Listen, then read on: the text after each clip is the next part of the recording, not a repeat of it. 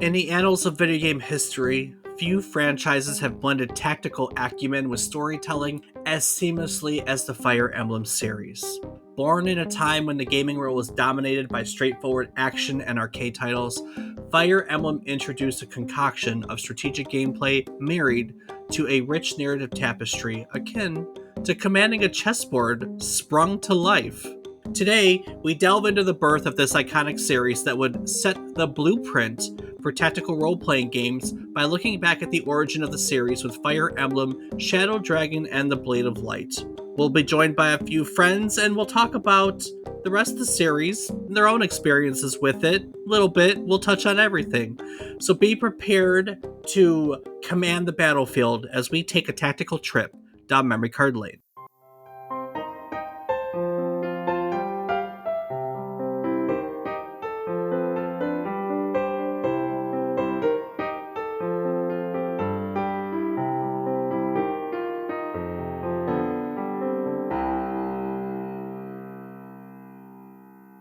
Good morning, good afternoon, and good evening. I hope these words find you well.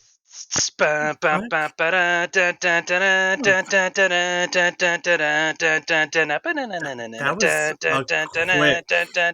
hello, and welcome to the 190th episode. I can't do it. Wait. I'll let him go.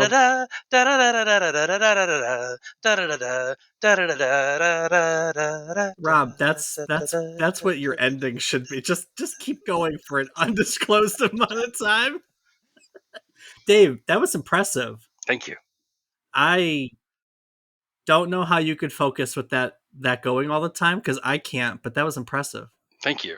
That is Together We Ride from Fire Emblem, and that song plays in my head like 88% of the day, maybe 90, 95. That 95% of the day. It's either that or Hustle Hard by Rick Ross. So I like it. I like it a whole lot. Hello, everyone. Welcome. It's the 190th episode. Good Lord, we're getting up there. Hell yeah. Welcome to our video game history podcast, A Trip Down Memory Card Lane. Each week, we tell you a story relevant to the current week in gaming history. It can be about a game or the people that created it. It can be about a console or the technology that brought it all to life. We often talk about all the companies that bring it together, making our hobby a reality. While telling you each story, we hope to teach you something new about the topic, what it took from the world as its inspiration, or what it gave back to the world in its legacy. Today, we're diving into the origins, if you haven't noticed, of the Fire Emblem series, which first launched on April 20th, 1990. Yeah, with the release of Fire Emblem, Shadow Dragon, and the Blade of Light. I'm David Casson, and as always, first and foremost, I'm joined by my co-host, who's still trying to calculate the perfect strategy to get out of doing household chores. He's my brother, Rob Casson. Rob, what's your current strategy for wiggling out of it? Hide in my room. Hide in my room. Okay, cool. I mean, your room. It's been your room longer than it was mine, hasn't it, at this point? Oh, absolutely. Like, way longer. Yeah, you left at 18. I've been here 29. Don't worry about it. Don't worry about it. That's the road we live in nowadays. If I hadn't got out when I did, I'd still be there. So, also joining us is another man, one who's still trying to recruit everyone he meets into his personal army. First off, we have returning guest Kiefer Maresh. Kiefer, what's your strategy for winning people over? Hope they talk to me first. That's a good strategy. That applies. And lastly, our lovely musician, another returning guest who thinks permadeath is just what happens when you can't decide what to watch on Netflix. He's returning contributor Dave Seeley. Dave, have you made any irreversible decisions lately? No, not really. That's actually a good answer.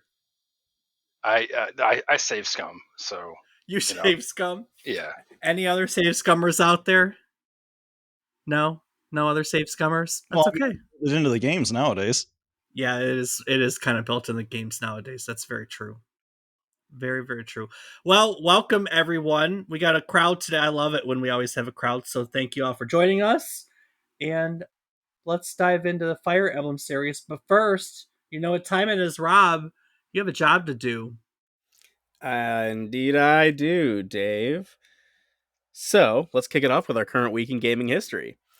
On April 20th, 1976, Data East was founded, marking its entry into the burgeoning arcade and video games market. Based in Tokyo, Japan, Data East quickly became known for its diverse range of titles across various genres, from arcade classics like Burger Time and Bad Dudes to beloved pinball machines. The company's innovative approach to game design and its willingness to explore unconventional themes helped it carve out a unique niche in the industry. And over the years, Data East Creations would leave a lasting impact on gaming, with many of its titles achieving cult status among enthusiasts. Yeah, Bad Dudes is kind of a cult game. Burger Time's more so. We'll give him cult status. It's always Burger Time, though, Dave.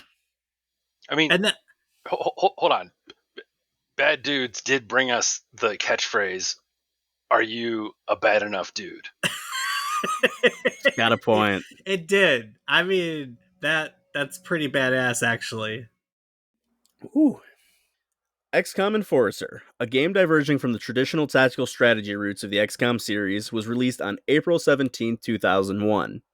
This title ventured into the realm of third-person shooters, focusing more on fast-paced action rather than strategic planning and base management.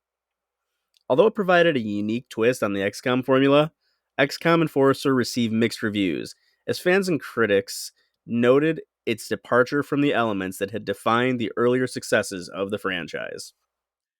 So we have obviously tactical strategy fans in Fire Emblem. Do we have XCOM fans? Yes.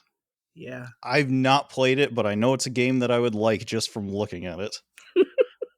There you go. That's a fair statement. Yeah, I don't know. You don't know? You never played XCOM before? No, Yeah. can't say I have. You don't do tactical games though. I wouldn't say that. I love me some Halo Wars.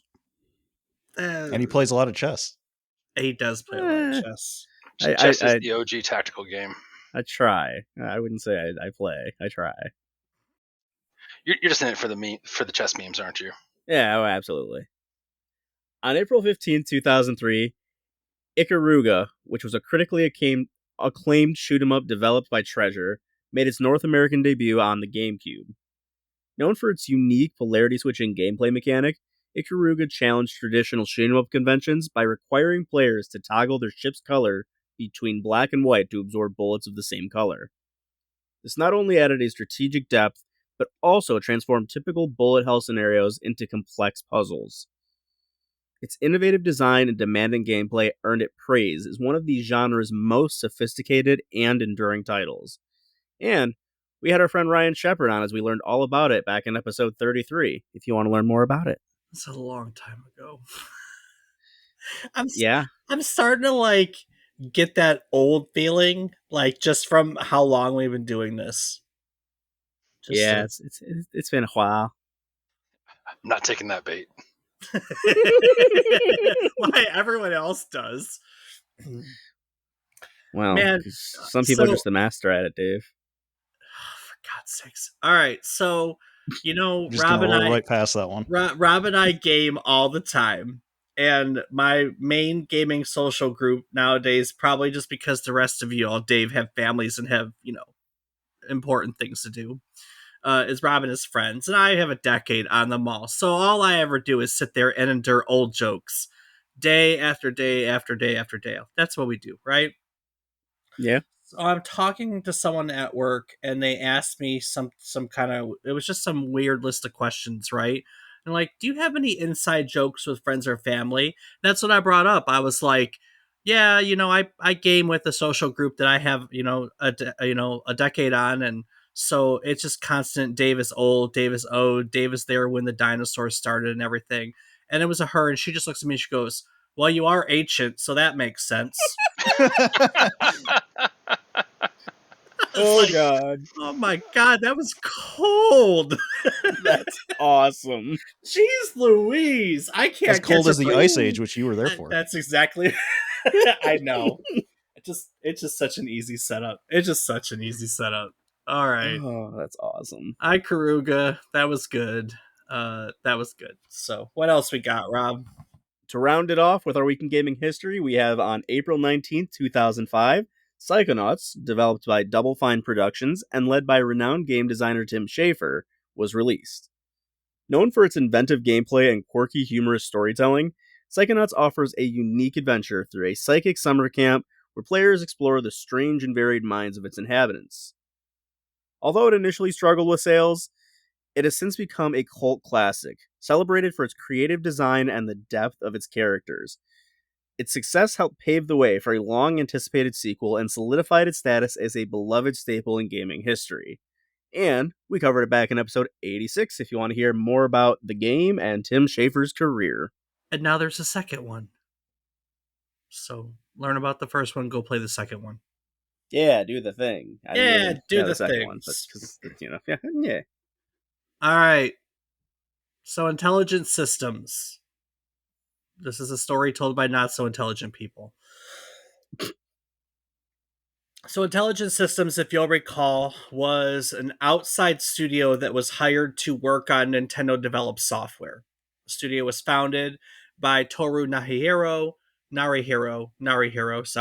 when he was hired by Nintendo to port basically the Famicom discs for the disc system over to the standard cartridge format that we were using on the Nintendo Entertainment System. Pretty much everything that Intelligent Systems did initially was either they programmed, they fixed, or they ported software that was created by one of Nintendo's research and development divisions, the R&D divisions. We've covered them. There's 4 of them.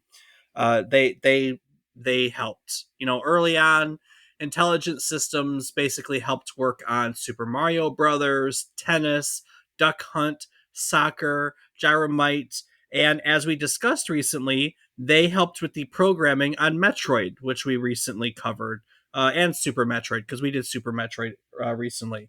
They helped with the programming on both those Metroids. They basically became an auxiliary unit for Nintendo that provided system tools and personnel to the same extent to aid in the development of Nintendo games. But soon after the success of Metroid, the team at Intelligent Systems decided that they wanted a change of pace. They did not want to continue building tools for other developers to make their games and be successful. They wanted the limelight. They wanted the opportunity to develop their own game ideas. And likely because they were all fans of the genre, I can't think of any other reason why someone would want to work in this genre, they decided that they wanted to work on simulation games. So their first attempt was directed by their founder, Narihiro, and it was designed by an upcoming game designer named Shouzou Kaga. Or is it Kaga? It's Kaga. Is it Kaga? Yeah. I normally look that up. I figured one of you would know, so thank you. It was a military-themed, turn-based tactical strategy game. That's a mouthful. The game was called Famicom Wars. And in Famicom Wars, you basically take the role of a commanding officer in an army, and you take turns against other commanding officers, recruiting and commanding units on grid-based maps. I guess that's the simplest way to put it. The units can include infantry, tanks, artillery, bombers, among other military units. Basically, you get to play a general, Are you a general in any of those games? Yeah, are either you Wars fans? Yeah, I like Advanced Wars. You like Advanced Wars? Is it commanding officer, or are they like majors or generals? Oh, man. It should just be COs, I think. Yeah, I think it depends on the faction, but most of them are just COs. Gotcha. That's what I thought too. I played Advance Wars way back in the day, and that's the only experience I ever have with anything in that series. So Yeah, my brother had the DS one, and I played the download play with him a couple times, but he was way more experienced with it, so he kind of just kicked the crap out of me a few times. yeah, that makes sense with the game, especially when it comes to strategy. Any game with strategy, if you're more familiar with the strategy, like the way I get beat in chess all the time, the person with more strategy is going to win.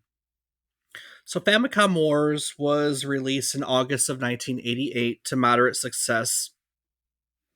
And while the Wars series didn't exactly revolutionize the genre, it did lay the foundation of a series that still exists to this day. The last original game in that series, I think, was 2008, but they did a remake of two of the more popular games in the series, Advance Wars 1 and 2 for the Nintendo Switch. I think they came out early last year, like January, February. And as they were wrapping up Advance Wars in roughly late 1987, somewhere around that time, the team in Intelligent Systems, as they're wrapping this up, like most of them don't really have much to do, right? It was just a period where they weren't doing anything else, and Nintendo didn't have a lot going on, so they weren't putting them to work. And so there was a lot of downtime. In the time immediately after the release of Advance Wars, they helped re-release the original Mario Brothers. They helped re-release Wrecking Crew because those saw re-releases after the Nintendo came out, and like the Famicom and Nintendo got a surge of popularity across the entire world. So they started to re-release some of the original Famicom titles, and Intelligent Systems worked on that. And then throughout 1989, they basically ported some of those early games like baseball, for instance, over to the Nintendo Game Boy. So they weren't really being put on any like original things or complex things, or like, with Metroid, they worked on programming the whole game, but programming is a little more in depth than just porting something over. So again, a lot of downtime. And with that downtime, they would just throw ideas out there, just tinker with things to do. These were called Dojin projects, which basically they're like hobbyist projects, like little groups of 3 or 4 people in this case would get together and they would work on something that they were all passionate together. So 3 or 4 guys in Intelligent Systems would get together and they would just start spitballing ideas or things and then implement them because they had nothing better to do. They didn't seriously expect any of these to see the light of day. They weren't designed initially to be commercially successful. It was never the intention. They were literally just hobby projects to fill time and space, exercises to help them program better, to see if they could implement ideas that they had, just little things like that. And one project in particular was specifically designed to not be Famicom Wars. The team, and Kaga and specifically, had an idea where he wanted to move away from the war-based military setting. And instead, his idea was that he wanted to apply the same concepts to a role-playing experience. He was inspired by another game that he had been playing. It was another strategy/tactical role-playing game made by Kirai Software called First Queen. And First Queen kind of blended all the things together, right? You'd create a party of heroes that would fight enemies, buy items, and level up. So there was role-playing. But instead of the focus being on a small party, the scope was expanded. They were basically soldiers that you would recruit into your party, and you'd build units essentially of like a dozen characters. You could create more than one unit actually, and so units would go up against other units. You would essentially then have whole armies fighting against one another. But then when you actually got to battle, it was kind of more like an action RPG where you controlled one character at a time, and the computer AI took care of everyone else. So it's kind of like action RPG meets tactical strategy game. And however you decide to classify it, it was definitely being played by the team at Intelligent Systems, specifically by Kaga. He has specifically come out and said that First Queen was an inspiration for their next project. Fun little side note. Have either any of you heard of First Queen before? I've not. No. Yeah, I had neither. That's okay. This is why we do this. We learn new things every week. I'm already writing down the new things I've learned. I mean, First Queen obviously hasn't done much. The Studio Kire still exists, but they haven't made any games since like 1995. And that was a game called Tennis that like they stayed in this genre for a while, and then they made some really basic like mobile games. And as of 2023, I mean, that's the most recent update I can find from the studio. They still exist. Supposedly they're making, because they made a bunch of First Queen games, to be honest. Supposedly they're still working on one, so who knows? Most of the people who worked on the original First Queen stayed at the studio for various amounts of time in like some capacity. But there's one person in particular credited as an illustrator on the First Queen. His name was Yoshitake Amano. And this was Amano's second video game credit. His first credit was as a character designer on the original Final Fantasy. Oh, I knew I recognized his name from somewhere. And whereas most of the people who work on First Queen like have 8, 9 credits all throughout the First Queen series, Amano has 88 different video game credits, the majority of which are in fact games in the Final Fantasy franchise. Most recently, he has the logo illustration credits on Final Fantasy VII Rebirth, Final Fantasy XVI, and Final Fantasy VII Remake. So if there's anything you take away from First Queen, it's that a random illustrator who worked on it now basically creates the logos for the Final Fantasy series. So a little then to now. Also in 1999, when Neil Gaiman redid the Sandman series, Amano was an illustrator for that remake too. So fun other side note if you're a fan of that. So Shouzou Kaga plays First Queen, and he's inspired to lay out the design document for this project. You know, the story, the main character, the gameplay mechanics, that all comes to him right at the beginning.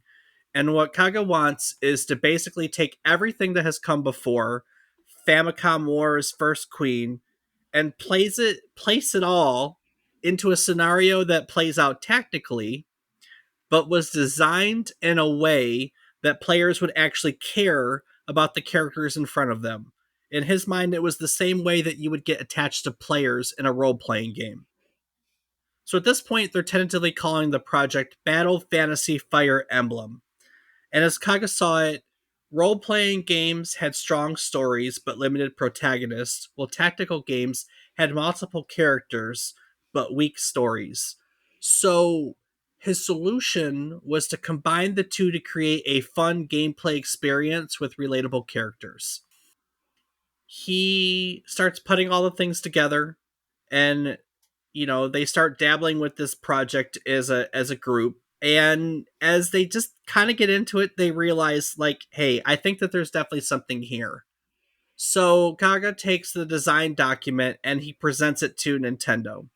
And Nintendo basically takes a look at intelligent systems and the mild success of Famicom Wars and the potential in the design document in front of them. And they say, you know what? Cool. We're on board.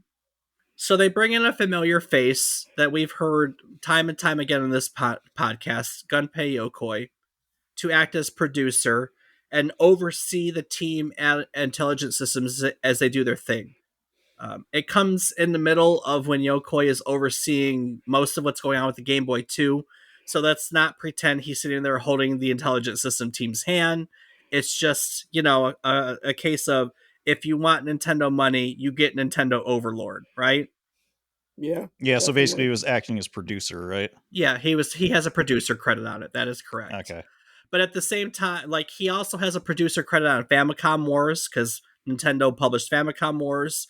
And at the same time that he has a producer credit on our topic today, Fire Emblem, he also has credits on two different versions of Tetris, Super Mario Land and Dr. Mario, which all come out like in the same year. So I mean, he's just got his eggs all in multiple baskets, right? He's all over the place because the R&D department that Intelligent Systems was teamed up with was R&D1, and that, of course, was the research and development division that Yokoi was the head of during this time. So yeah, Nintendo's on board, and now the team can turn their little hobby project into a full commercial deal. So Kaga and the team fleshes out the details. He pulls from classic mythology for all the settings and the characters. And what he originally looked to do in an early design document was to work a story around two different bosses. There was the Earth Dragon Gaia and the Water Dragon Neptune. Now, in the end, the team ended up having to scrap Neptune due to hardware, which is basically memory limitations. And Gaia would evolve into, I think it's the boss, the Dark Dragon Medeus. Is that correct? Yes, I got the name right. correct. So Gaia would evolve into Medeus. And beyond that, their idea was to create this grand sweeping story around set piece graphics for key story moments, because that is how all of the grandiose RPGs on the PC were doing it at the time. So, for example, they had basically planned a scene where the main character was kneeling next to another character in a pool of blood. There was another where two characters were escaping from an ambush. So basically, they had written this story around all these key moments. It's kind of the same way like we talked about recently when we did our Final Fantasy VII episode with the full motion video of Final Fantasy VII. Like all those really emotional key moments were drawn up in full motion video. Well, back when here, they were going to be done around like really beautiful, like graphically illustrative set pieces. But the team constantly found themselves pushed up against memory limitations that never really allowed this plan to come to fruition. They had worked with Nintendo to develop what's called a multi-memory controller chip that would give them more space while they were working on Famicom Wars. Nintendo they're called MMCs and other cartridges. For instance, MMC3 is found on a bunch of Mega Man titles, Super Mario 2 and 3, and it had two selectable 8 kilobytes, kilobytes 8K programmable ROM banks. So it added a little bit of memory to those titles that the team could use to their advantage. And for what Intelligent Systems worked on here, starting with the Famicom Wars, was what's called MMC4, which has 16 kilobyte programmable ROM banks. And that's, in fact, only used in 3 games. And they're all Intelligent System games. And they're all for the Famicom only. And that'd be Fire Emblem Gaiden, and initially Famicom Wars. So, but even with the extra space that they had already given themselves, along with the grand ideas that the team already had, the idea of any set pieces being implemented had to be cut completely from the project. But while we're talking about technology, they did, however, have to work with Nintendo, and they ended up creating a whole new language chip, basically, that would be able to process and display Japanese characters better than what they could do before. Additionally, because of all these memory limitations, they were actually clever in one way. They found a way to cut down on the save game size, and they borrowed the space they saved in the save game, like the memory that was designated for save games, and they put that to use in the game itself. So that was kind of interesting. Oh, so like a swap file. That's pretty cool. So like a swap file. So coming back around conceptually, this game started at the tail end of Famicom Wars, which was late and 1987. And, through its design and subsequent programming, they kept at it until its release in April of 1990. So after about 3 years of work, Intelligent Systems, in conjunction with Nintendo R&D1, were able to release Fire Emblem, Shadow Dragon, and the Blade of Light. And in just a moment, we'll talk about it and how it did and where that has led to. But first, Rob, let's talk about podcasting. Do you, listeners, have something completely new that you'd like to give to the world? Have you ever considered making your own podcast? Do you have something clever and engrossing, more clever and engrossing than this, that you'd like to share with the world, but you really don't know how? Our friends at Zencastr have created an all-in-one podcasting suite of tools that make it easier than ever to create your own podcast. With Zencastr, it's super easy to record a podcast. Everyone logs in using their web browser, and you just start recording a high-quality podcast right away. It allows you to record up to 4K video with your guests, and with Zencastr's multi-layered backups, you always have the highest quality recordings, even when your connection is unstable. especially when your connection's unstable. And with Zencaster, you never have to worry about what you sound like. Their post-production process makes you sound buttery smooth. It automatically removes those ums and ahs. They call them filler words. They remove all those awkward pauses. You can get rid of excess space. That's dead silence. You can set the right podcast loudness, reduce background noise, reduce cross-gating. There's all these options. You just click yes, yes, yes, yes, yes, and then produce my podcast, and you wait. It does all of it with the single click of a button. So even if the thought of podcasting overwhelms you because you think you need tons of different tools and services, you can relax. Those days are over. With Zencaster's all-in-one podcasting platform, you can create your podcast, edit it, all in one place, and distribute it to Spotify, Apple, and other major destinations. So if you'd like to start your own podcast, or maybe you'd like to take your current podcast to the next level, we've got the tools and a deal for you. Go to zencaster.com/pricing and use our offer code memory card lane, and you can get 30% off the first month of any Zencaster paid plan. Sign up for Zencaster today, and you can experience the same ease in producing your own high-quality podcast as we do each week. Go out and share your ideas with the world. Yeah, share those ideas. Just, you're not better. So Fire Emblem was better, though. It did all right. It made money. And of course, when Nintendo makes money, right, they want to make more. Nintendo prints money. That's one thing that we all know about Nintendo, that they're notorious for, just printing money. They have For their own being economy. successful? Oh, yeah, that's what it's called, right? That's it. Yeah, being successful. So, of course, more games in the series were planned. The Famicom also saw Fire Emblem Gaiden in 1992. We moved to the Super Famicom in 1994 with Fire Emblem Mystery of the Emblem. Fire Emblem Genealogy of the Holy War in 96. And a third Super Famicom title called Fire Emblem, what is it, Thracia? Is that right? Thracia. Thracia 776. I like Thracia. That's the one. And then in 2002, it came to the Game Boy Advance as Fire Emblem The Binding Blade. But if you'll notice, we've got 2 titles for the Famicom, 3 titles for the Super Famicom, and at no point did I mention their North American counterparts, the Nintendo or Super Nintendo Entertainment System. But Dave, why is that? Why is that? Because every single entry, even here through The Binding Blade in 2002 on the Game Boy Advance, all of them were only released in Japan. That all changed, or started to change roughly, around 2001, when Intelligent Systems released Advanced Wars for the Game Boy Advance. That was the first game in that series that they ever decided to release here in the West, and its success prompted Nintendo to consider bringing Fire Emblem to Western audiences as well.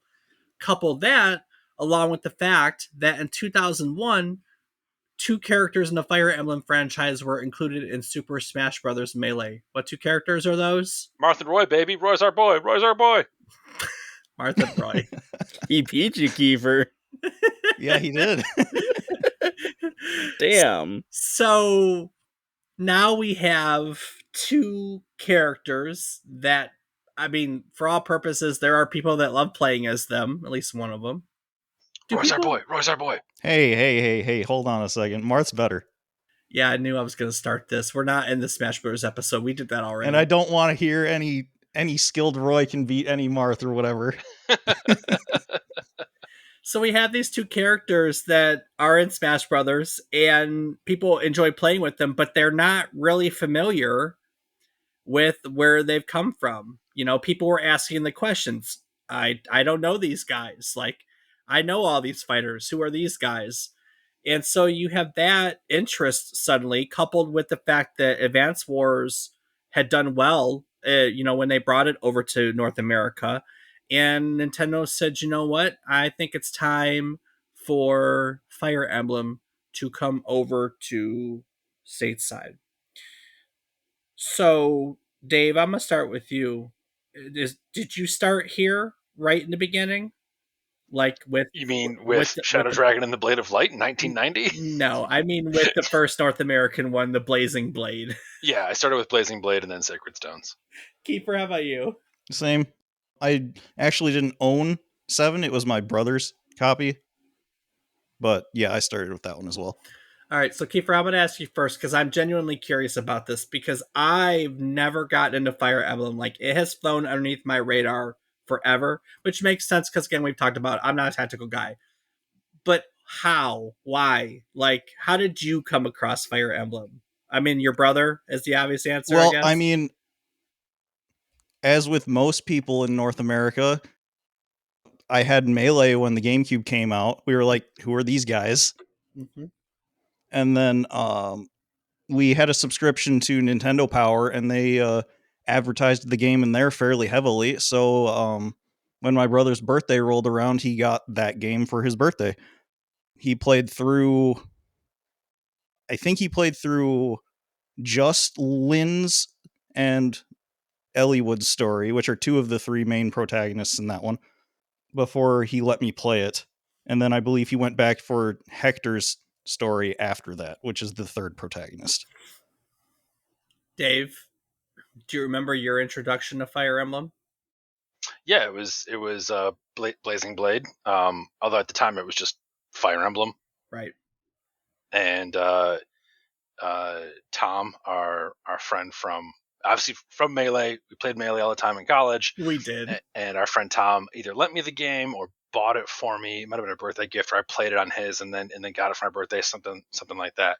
But he's basically been a bad influence in my Fire Emblem story of my life, and got me into the game, and I couldn't be happier because of it. So shout out to Tom. So much Melee in the dorm rooms. Oh my god, so much. And it stayed that way for the most part, I think, for us, because you were in a different hall until Soul Calibur came out. Yeah, but like we still did that 99 life stock battle. Yeah, we did. Oh my with god, the Big Benito. We so did. In the common room, and that was awesome. Yeah, that was good times. And I was Roy for that. So, see, my brother and I really liked Marth and Roy before Fire Emblem came out, but we both thought Roy was really cool, and he would never let me play Roy, so that's why I played Marth instead. It turns out Marth was the better character in general anyways, but when you're that skill level, it doesn't matter. Yeah, I am calling myself like a medium Smash Bros fan is generous at best, if only by like my skill level relative to everybody else that plays. When you have people talking about like, oh, that animation is 7 frames versus 8 frames or whatever, it's like, okay, I don't have time for that. But I get it. I just liked Roy because you could change his color to green, and then he was Ranger Roy, and basically every alternate costume for every character in Melee had some sort of name to go with it, and we just had nicknames for everybody. You had Dirty Trucker Pikachu and Ranger Roy, and it was so much fun. And I love D&D and tactical type games, and Fire Emblem is that perfect mesh of fantasy and tactics. It's also, from like a pragmatic perspective, a game that's really easy to pick up and put down. You can't save and close it like in a traditional sense in the middle of a mission, but you can create a bookmark and go back to it. And so, like, when I was in school, I could play a couple turns and then go back to studying. Or if I was at work, I could, in the library, I could play a couple turns. And when someone had a question, I could set it aside. And now as an adult, I can play a couple turns and then go do, the dishes. So that's actually like been it's something that is a consideration for just about every game that I play. Yeah, I recognize that is a feature. It is not something I take advantage of. I always go through an entire battle before I put the game down. I would like to, and depending on your strategy and whatnot, like you very well can, but sometimes you get bogged down in artillery or whatever, and it takes a while to think through it. So yeah, especially in Gaiden and its remake on the 3DS. Those map designs are not great. No, they're rough. And also, yeah, it's rough. And I remember there being a few missions in Path of Radiance that required a lot of thinking and replay as things were various challenges occurred. Yeah, I there's a couple turtle missions in that one that are not great if you're trying to keep everyone alive. Yeah, that's sort of my personal challenge, is to try to keep everybody alive. Yeah. So, Same. and it's not good enough to turn off permadeath in the later versions. You have to you have to do it the masochistic way. Meanwhile, there is an exception to that, keeping everyone alive. If you want to meet every character in the remake of Shadow Dragon and the Blade of Light, Shadow Dragon, you have to let people die. Yes, which is insane, and maybe one day I'll replay it and do that, but not today. Yeah, it's I get why they did it that way, but at the same time, I'm not willing to just kill off my units. But that's the only way to unlock the paralog chapters in that game, which come with new units. So you both obviously have a lot of familiarity with the series, hence why we asked you to come on, which is always nice because I have zero. I thought it was just because we were friends. That too, you know. Are you using me for my knowledge of an esoteric video game? Yes, I'm a little strategic in who I ask to come on when. I have a lot of friends, Dave. God, I actually don't have a lot of friends. Let's not overstate things. I know. Oh my God, I set myself up for that one. Bullshit. Yeah, right. Yeah, I got a lot of friends. Okay, Dave, are you? I don't know. Okay? This is what the third or fourth time I've asked to be on here, and it's been Rob asking me, not you. Yeah, see? Yeah, buddy. That's it. Have you played pretty much all of them? Either of you? I mean, we can start. Kiefer, how about you? Have you missed? What ones have you missed? Basically, all of them before it came over here. Yeah, fair enough. I own the special edition. What is it? 40th anniversary one for Shadow Dragon and the Blade of Light that they released for. It was like a download code, and it came in a special edition. But I never actually got around to playing it because I played Shadow Dragon, which is the remake. Right. Yeah. So I was always like, cool, I have this if I ever want to like see what the difference is, but I can't imagine there's much other than the fact that it's kind of outdated.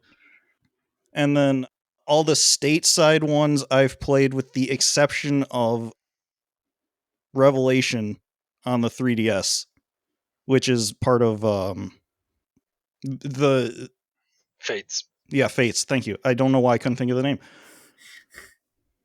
That's okay. Dave, You were just lost in thoughts all alone. how Yeah, about exactly. That said, I have a really bad track record about actually finishing the Fire Emblem games. Yeah. I've only finished probably about half of them that I've played. Although, to be fair, some of that is not entirely my fault. Because, like I mentioned earlier, 7, Blazing Blade, was my brother's, as was Path of Radiance and Radiant Dawn. Well, my brother and I were playing Path of Radiance at the same time. And, you know, when you're kids, people are a little bit selfish. And I got further than him in that game, and he took it away from me. And then he never let me play it again. Wow. Huh. Wow. I got Just big brother things. Exactly. I got to the point where, you know, it's the showdown between Ike and the Black Knight. And he's like, no, you're not allowed to see what happens after that before me. That's awesome. That's a good mission. I've done Blazing Blade, Sacred Stones, Path of Radiance. Never played and beaten. Never played Radiant Dawn beyond maybe one mission. I never owned a Wii until within the past few years when a friend of mine sent me his along with a copy of Radiant Dawn. Again, shout out to Tom. Thanks, bud. I've then played Shadow Dragon for my DS, Awakening, Fates, and Echoes. And I have 3 houses, but have not been able to get the time to play it yet. I am trying to be better about having fewer like uncompleted games, and so I try to play 1 or 2 and beat them, and then and then add another one in. I mean, I feel like that's very fair for three houses because there's 4 routes and each one takes like 60 hours if you're reading everything. Yeah, it's kind of, got to be realistic about what I can put my time into. The the so basically all of those except for Path of Radiance and Radiant Dawn, and technically, I guess, Three Houses and Engage are portable games. Now again, Three Houses and Engage are on the Switch, so you can move around whatever heck you want. But Path of Radiance and Radiant Dawn being GameCube and Wii games makes it a little bit harder for me to sit down and play them because I have to be in a specific spot, turn on all the things. I can't just walk away and take care of my kid. So it's something that I really want to do, but I'm going to have to kind of carve out some dedicated time to, this is the 2 hours that I'm going to play kind of thing. And I want to take my Path of Radiance save, which at this point is probably 19 years old, and I'll transfer that over to Radiant Dawn and play from there. But again, I need to actually like make the time to do it. Also, I think I tried and the Wii controller doesn't work, so I think I need to buy a new Wii controller. It's always something. Yeah. So I guess for the sake of conversation, our listeners, real quick, I'm going to run through to give everyone kind of an idea of the series, where we come from. So the first North American release was the Blazing Blade in 2003. And that these are going to be their initial releases. They may not be the North American ones, to be fair to everyone. That's the one I keep referring to as 7, by the way. The Game Boy Advance saw another release called The Sacred Stones in 2004, and then it came here in 2005. What, did it come here in 2005? Anyway, That sounds about right. they came to the GameCube afterwards for its 9th entry, which was The Path of Radiance. That was the first Fire Emblem game to have 3D graphics and voice acting, full motion animated cutscenes. And then The Path of Radiance got a sequel in 2007 for the Wii called Radiant Dawn, which we were just talking about. That remake of the first game, titled, which the remake's called Fire Emblem Shadow Dragon, came to the handhelds in 2008. Japan got a Japanese only remake called Mystery of the Emblem in 2010, and then it came back to the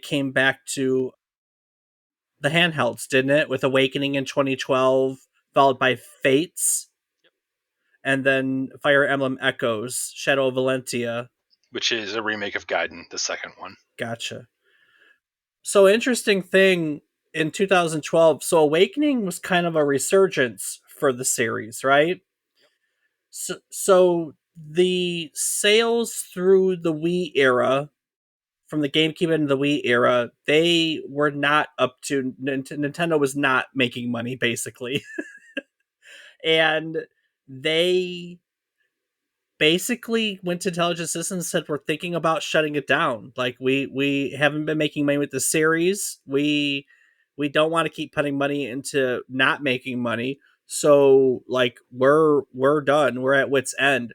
And Intelligent Systems was basically like, hey, one more. And they threw everything in the kitchen sink at this one. Like, it includes every feature, everything that they ever wanted to do, they put into Awakening, right? Is that fair? Yeah, it has everything in it and then some. Yeah. And it was successful. I mean, it was incredibly successful. It's not the most successful one in this series. I think that's Three Houses now, isn't it? I believe so. Yeah, which also has some Everything. DLC and some other stuff. Yeah. So everything in the kitchen sink is covering. That's doing a lot of heavy lifting. So the key like features of Fire Emblem that Awakening has that not every game before it had. So pick any given game, and it may have had a couple of these, but it has the open world map. It has the weapon triangle, which was not originally part of the game. It had a parent child and relationship system. So there's the game's old enough at this point I can spoil it, but you are able to pair up your characters and then meet their children, and so you can choose if these two characters get together, or if those two characters get together, it affects the stats, the class options, and the appearance of their kids, which is something that parts of that were used in Genealogy of the Holy War. And then there's a few other features that it had all of that, and then some. Good graphics, tons of support dialogue, and you could basically get through all of it, or most of it within the context of Fire Emblem. And it was tons of fun. Had a good story. Yeah, really dug Awakening a lot. And it also, speaking of the story, it takes place in the far future from 1, 2, and 3. So there's a lot of references that longtime fans of the series would understand, but it also didn't alienate new fans at the same time, because it was basically segregated from those stories by a long enough time period. But there are a couple recurring characters as well in it. There's lots of references to like Marth. There's Tiki, the divine dragon, who's a character in 1 and 3. Anna. Yeah, Anna's in every game. She's the shopkeeper character. And you even go to the continent that Gaiden takes place on.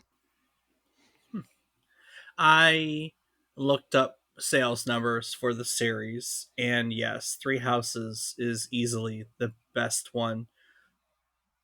Initially, like in the Japanese era, they were selling like Shadow Dragon Blade of Light sold 330,000 copies. Gaiden was 320.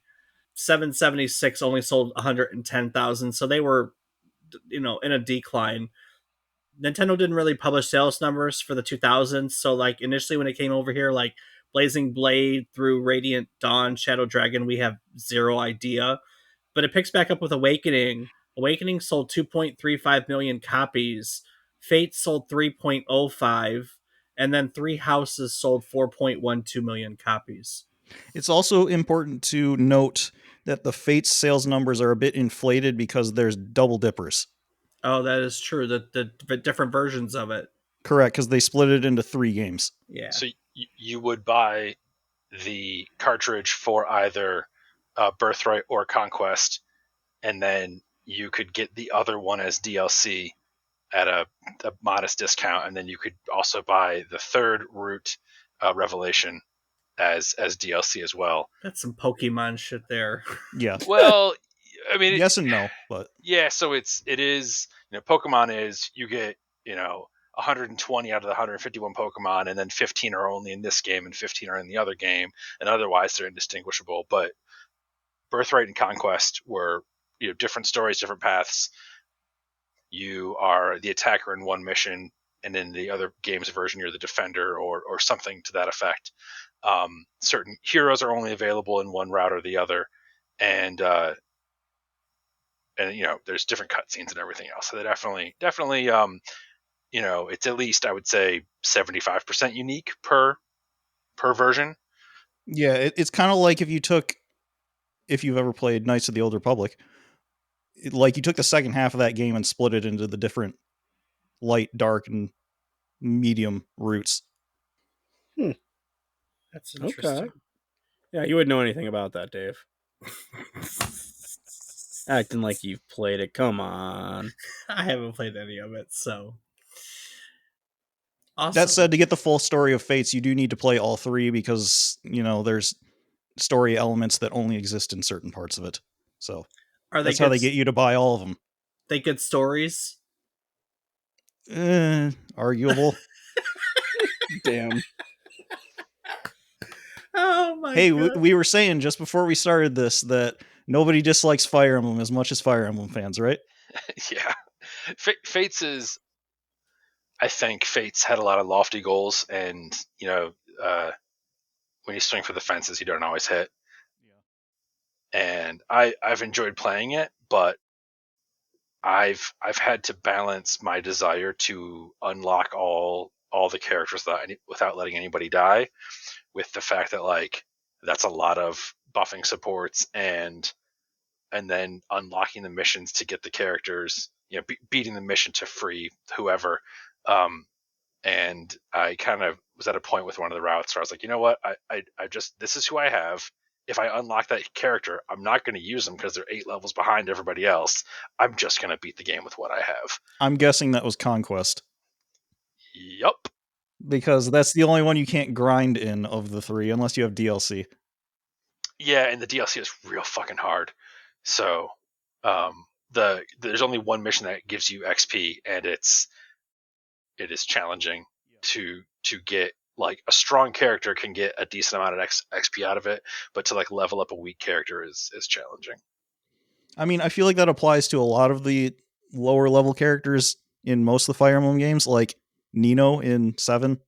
Yeah. You get her in like chapter 20 or 21, I think, and she's like, what, level 7 on her first class when you've got level 10s to 20s on final classes for most of your characters already?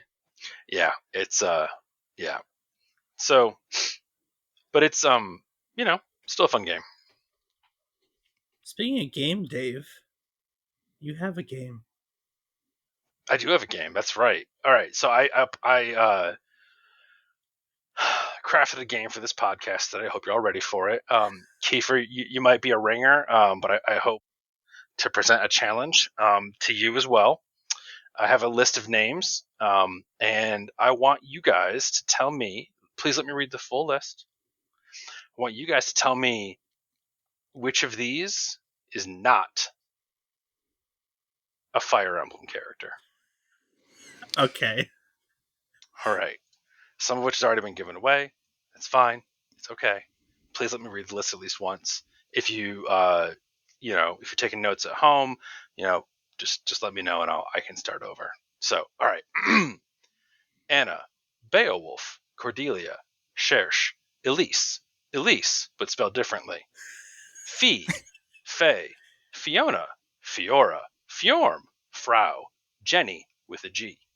Hestia, Hrothgar, Ivy, Jacob, Julia, Juno, Shell with a K, Krishina, La Rochelle, Lady Slava, Lazily, Linda, Lindy, Malice, Meme, Milady, Myrrh, Nana, Nephany, Nino, Oboro, Panette, Plum, Raquel, Safi, Silas, Titania, Ursula, Vampa, Yuzu, or Celestia. That's quite a list. Do you need me to go through it again? No. Hold on a second. All right. No, hold on. Happy to do it. Hold on. One more time.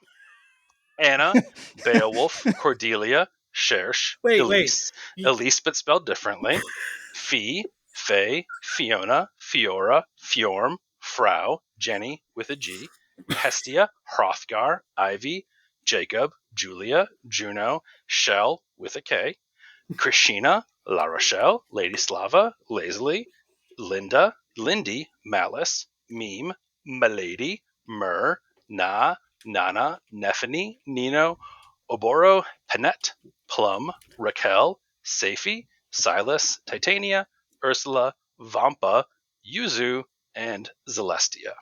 All right. I'm gonna take up first one. Sure. I'm probably wrong, but the lit major in me hopes that they're more creative than ripping off Beowulf. Okay, I'm gonna mark that down as your guess. All right, Rob, please what's tell your me guess? they've never put Beowulf in a game. Rob, what's your guess?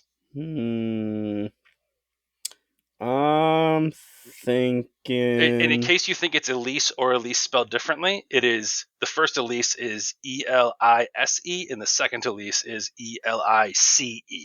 So just wanted to, in case you need to guess. I'm thinking it's Meme. Meme. Okay. All right. Okay. All right, Kiefer, what you got? There was one in there, but I can't remember what it was. Oh, well, hey, again? Let me go through the list again. All right. Anna, Beowulf, Cordelia, Cherche, Elise, but spelled differently, Fee, Faye, Fiona, Fiora, Fjorm, Frau, Jenny with a G, Hestia, Hrothgar, Ivy, Jacob, Julia, Juno, Shell with a K, Krishina, La Rochelle, Lady Slava, Lazily, Linda, Lindy, Malice, Meme, Milady, Myrrh, Nana, Nephany, Nino, Oboro, Panette, Plum, Raquel, Seifi, Silas, Titania, Ursula, Vampa, Yuzu, Celestia. I think it's Plum. Okay, let me write this guess down. All guesses are wrong. The answer, you were very close, Lit Major Dave. The answer is Hrothgar. That was Wait, that what was game literally is my Plum second from? guess. If I got more than one, it was going to be Beowulf and Hrothgar. So Beowulf is in fact a playable character. Hrothgar is not. And let me get you an answer on that. Plum is in. Oh no! it's the best. Did the wiki steer me wrong? Plum is a playable character in Tier Ring Saga, which is like a related. Oh my god! Oh, So I disappointed. was about to talk about Tear Ring Saga. Okay, Kiefer, I'm going to give you partial credit on that one. Hell yeah! All right. Wait, partial credit, but I was right. You were right. Kiefer was right. I said partial credit. I stand by it. But you were wrong, not me. Yeah, fair enough. That's what you get for going through the list but not actually verifying all your answers. Also, you had one character in there that I feel like was almost cheating. Which one? Yuzu, because she's not in any of the games, not base games, anyways. Well, that's the challenge. That's the challenge. Beowulf wannabe. Ugh. So, something interesting since you brought up Tear Ring Saga. You know, after Shouzou Kaga left Intelligent Systems, which I believe was after, 776, I think is his last title on the series, he founded a studio called Timinog? I don't know. And they started development on a game called the Emblem Saga. Not that that's conspicuous or anything. It was going to be a strategy role playing game for the PlayStation. And unsurprisingly, the game bore multiple similarities to the Fire Emblem series. No duh. And so Nintendo filed a lawsuit against them for copyright infringement. And it stayed in courts for a while. Like the first suit failed, and the court ruled that it didn't infringe. And then they filed a second lawsuit. And that time Nintendo was awarded like 76 million yen because they said, yeah, it does infringe. And eventually they were able to publish the Emblem Saga, but they had to change its name to the Tear Ring Saga. So that's where that came from. So little fun fact, I guess. I don't know. I mean, to me, when you have someone inspired to take their vision in a certain way, and they're able to put that onto a disc and distribute to people, I think that's a good thing. Well, I mean, it goes a little bit deeper to that. It apparently they borrowed art from 776, and like they were dumb about it. Apparently. Oh, sure. There's always someone who's a dumbass, but just the fact that the guy had a vision for what he wanted to do, and he was able to bring it to life is, how many of us have ideas that just sort of sit there in our brains, yeah, and never go anywhere. They made a sequel, so it couldn't have been the worst thing in the world. The Tear Ring Saga. So and then he went on to make the Vestaria Saga. So apparently sagas are his thing. Like literally, because you have Fire Emblem, and then you have Tear Ring Saga, Berwick Saga, and Vestaria Saga. So the guy can't get away from sagas. That's just he's a saga developer, It's because it rhymes with his name. It's so true. That is absolutely true. All right. Well, I think that about does it. I feel like that's a successful summary of the beginning and then some of the Fire Emblem series. Before I am gonna do this before I get into the end stuff, just in case I didn't leave anything out. So starting with you, Kiefer. Did I miss anything interesting that you want to talk about?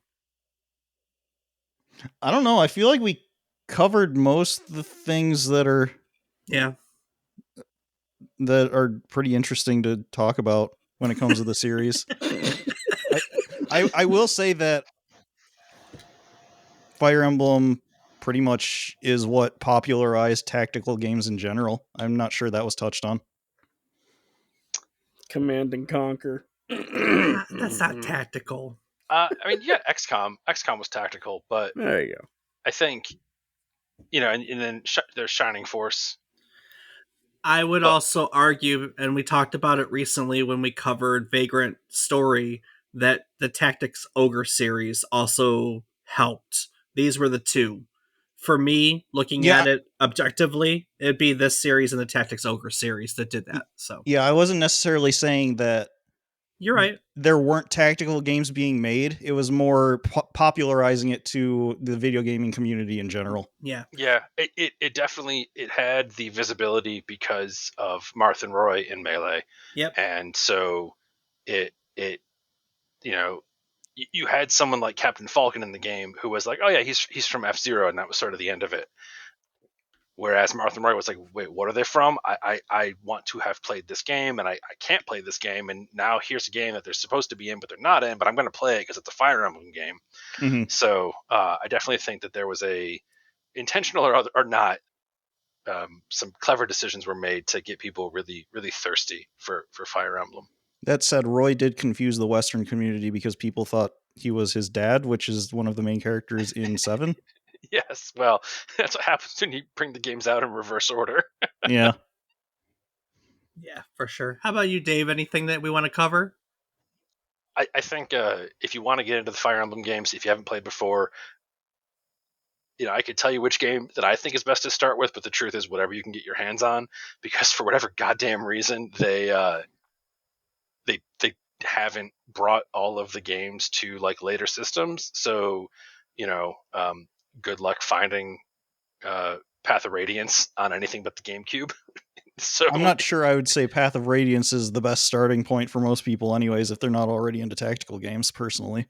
yeah, but the point is like a bunch of the older ones you may not be able to find on Yeah. on a later system.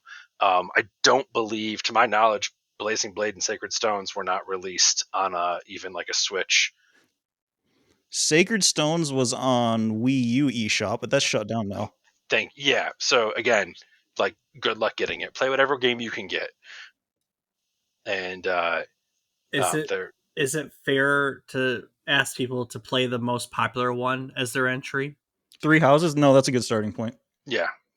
Yeah. Three Houses, Awakening, Sacred Stones are probably good starting points for most people. Absolutely. Awesome. Well, on that note, we talked a lot about legacy and where things went. We talked a little bit about Final Fantasy, and in the beginning, we covered Psychonauts and Ikaruga, some great episodes. And of course, if you want to check out any of our old episodes, we have a whole archive. We have 100 and now 90, including this one, episodes for you to go back and learn about fantastic stories of video game history like this one, which you can, of course, do by going to our website, www.memorycardlane.com. Rob, what else can people find on our website? Well, Dave, you can find a calendar of our future episodes. You can find a link to our Discord where you can come and talk games or whatever else you got on your mind. You can find a list of our previous episodes, which Dave already said. Yep. You can find a link to our Patreon where you can help support us and get access to ad-free and unedited versions of this podcast, which are a lot more fun sometimes. And you can also find links to our social media where I am on several platforms as Rob_O_Raptor and Dave. David_is_wrong. David is wrong, which is also something I get reminded often. So why not roll with it? Any other social media plugs, failers? If you want to follow me, I'm on Twitter at LionLyre, LYONLYRE. I'm Not that I sorry, post on much. what? Hey, Did you just dead name X? no, because X.com redirects to Twitter.com, so it's still Twitter. You got me there. Until Twitter redirects to X.com, it's still Twitter.com. Dave's old. I don't Which have anything worth following. So thanks. That's But- you're not but at the believe me- moment. Not at the Believe moment. me, you'll be at least the 7th or 8th or 15th person to find out when I do. That's right. That's right. You got Still something in on the works. list. Dave's got something in the works. He's making it happen. Please don't give away my middle-aged man feet pick only fan before it's ready. All right, deal. Each week, we'll tell you a story about one topic relevant in some way to this current week in gaming history. It can be about a game, a console, a person, a company. I just have to make it relevant to this week. And while doing so, I always hope to teach you something new about the topic, what it took from the world in its as its inspiration, or what it gave back to the world in its legacy. Because honestly, one of my favorite things every week is when I sit down to plan for these episodes, I always end up learning something, and I get excited to learn new things and be able to bring it to all of you every week. It's kind of my thing now. I love finding dorky new things. So, in recognition of the whole learning teaching cycle, we like to go through each week and talk about what we learned. I'm going to do it in the opposite order of how I introduced us. So, Dave, that means you're first. What did you learn today, Mr. Note Taker? I learned just more about the history of Fire Emblem, something I haven't spent a lot of time looking into, as well as some of the later projects that both the company and the creators have done. It's good. Nothing wrong with that. Lots of series that I do that to every week because you just don't pay attention to it normally. Like, why would you? I'm just a dork like that. So that's true. Kiefer? Yeah, so the older games in the Fire Emblem series are not really something that I've been too familiar with in regards to their development. So it's kind of cool just learning about that in general. But I think what I thought was really cool in the discussion was I knew that Intelligent Systems had done some porting work for Nintendo before they started Fire Emblem, but I actually didn't know that they did straight up programming for the Metroid series. So that was pretty cool.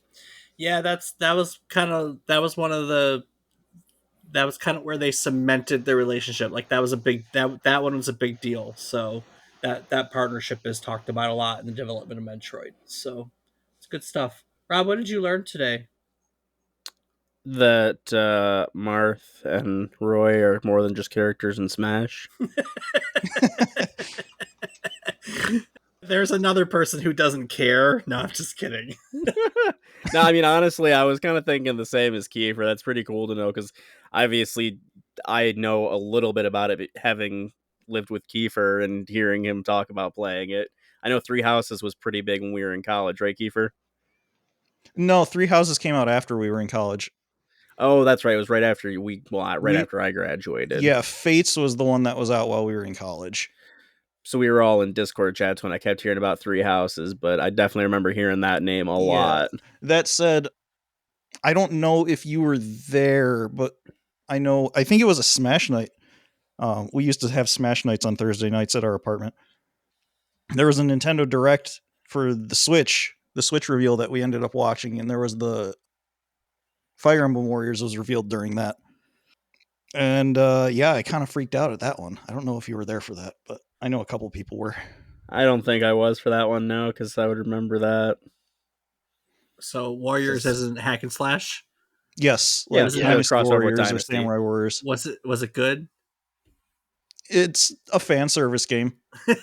Yeah, I mean it's Dynasty Warriors with a skin for Fire Emblem. So if you like Dynasty Warriors, And Fire Emblem. That said, Fire Emblem Three Hopes is pretty good. That's another Warriors game, but it's based off of Three Houses. It's like a what if scenario for that. I didn't even get time to talk about the fact that they crossed over with Shin Megami once, didn't they? We don't talk about that. Damn. That good, huh? That ended up being like a rhythm game, wasn't it?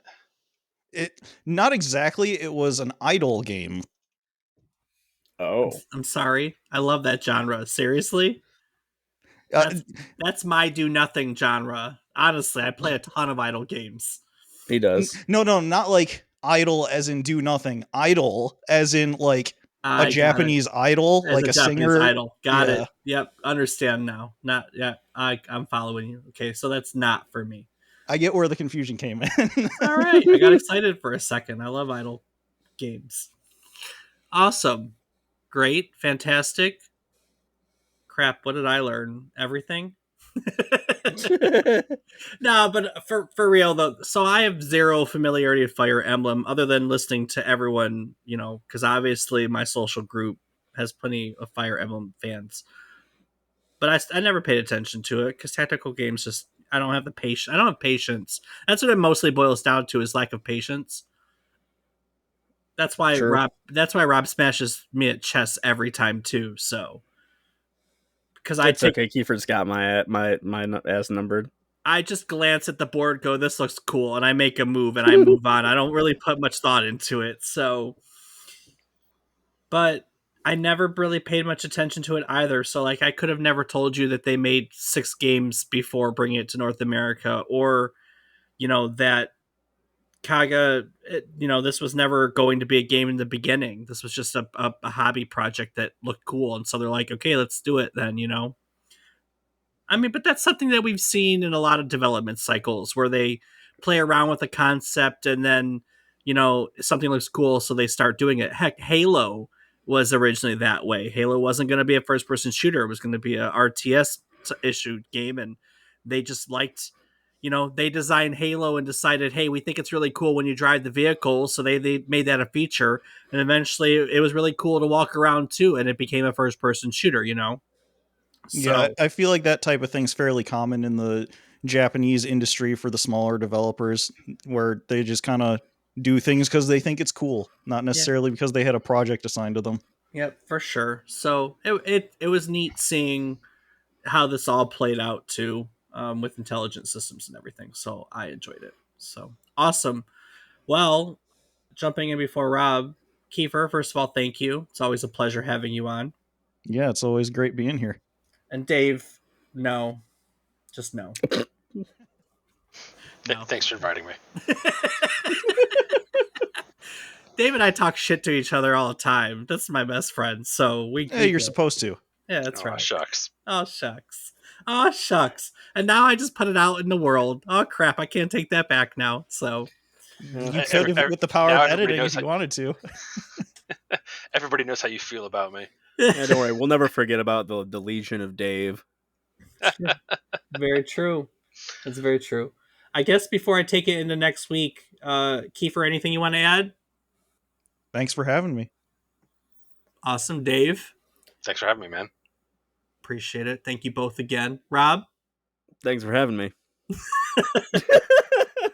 But in all seriousness, thank you both to Kiefer and Dave, but not Dave, for being here with us. And also a big thank you to our listeners. We hope that our mindless rambling is fun to you and that you enjoy learning about these awesome games. Yeah, it's always fun having both of you on. I always pick stuff that you really like, and it's fun.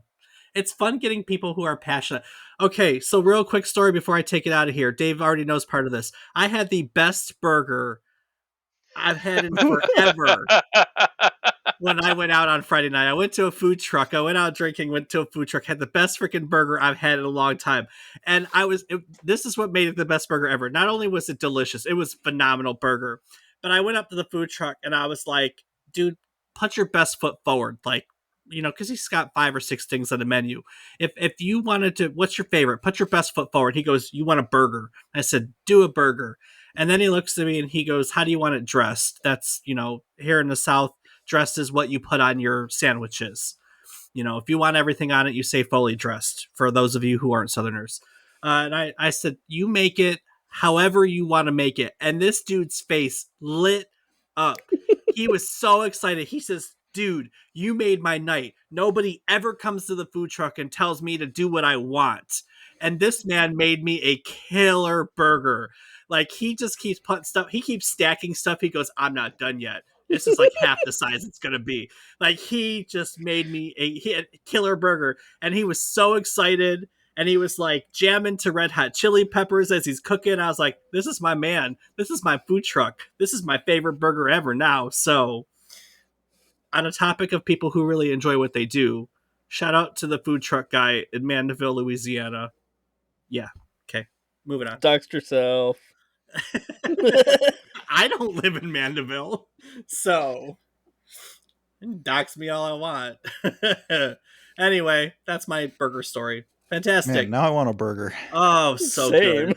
It was so good. He had this fantastic coleslaw on it that made the burger. It was so good. It was so good. Well, enough for burgers. That's it for today's journey through the tactical landscapes of Fire Emblem.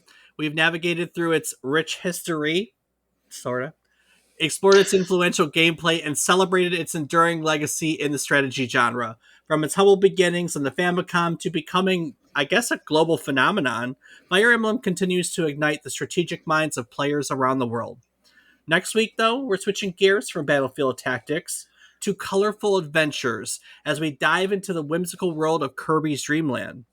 Prepare to inhale a whole lot of fun as we explore how this iconic pink puffball started his journey, capturing hearts with simple yet captivating gameplay. It's going to be a breath of fresh air filled with exciting adventures and the charming quirks that define the Kirby series. Kirby, I hear he really sucks. Yeah. Heyo. So make sure to join us again next week for another delightful episode as we float through the dreamy landscapes of Dreamland on yet another trip down memory card lane. Do the thing. Dave, do the thing. Dun, dun, dun, dun, dun.